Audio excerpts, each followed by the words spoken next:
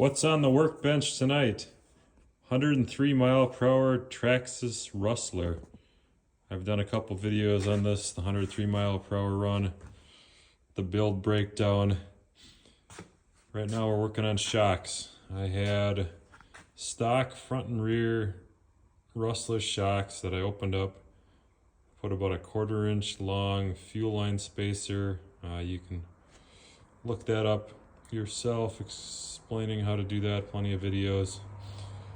So you can kind of see the fronts are slammed down quite a bit. These are the rears I used. Had to put a whole bunch of spacers in to make them strong enough to hold the car up. So now I got some Revo and possibly Jado rear around the rear. The car's sitting pretty low, maybe too low, and the springs are way too soft right now. They really don't rebound at all.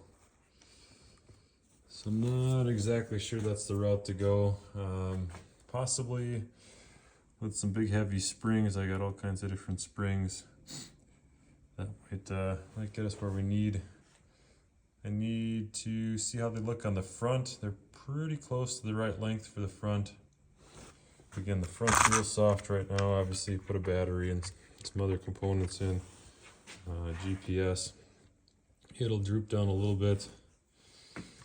We got the front wing printed off on there. This is for a Bandit, unfortunately, so it's a little narrow. I wish it was about 1/2 inch wider on either side, but the guy I got it from won't modify the file or anything, so might have to trim the ends off here to clear for steering. When the car's squatted, it's not as big of a deal, but don't want the wing to dig some holes in the front tires. Could go bad. There is some adjustability in the links here as far as the approach angle goes.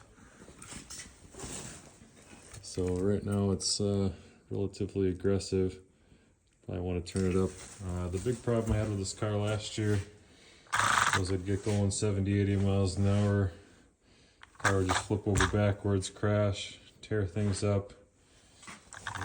Quite a bit of carnage on the motor still from crashes, so trying to avoid that. Obviously, last year I just stacked a ton of weight on the front. This year I'm hoping some aerodynamics can light the car up and keep it under control. So that's what's on the workbench tonight. Make sure to like and subscribe. I'll keep doing these videos. Like some feedback, questions, comments. It's all fun to engage, so have a good night.